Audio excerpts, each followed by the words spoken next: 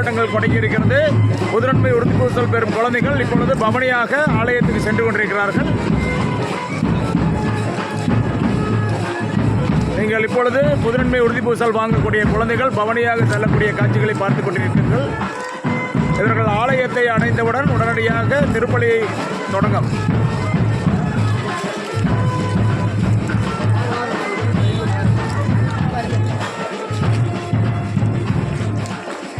நேற்று தாயர் தாமஸ் அக்கினாஸ் ஆண்டகை அவர்கள் இப்பொழுது பவனியாக வந்து கொண்டிருக்கிறார்கள்.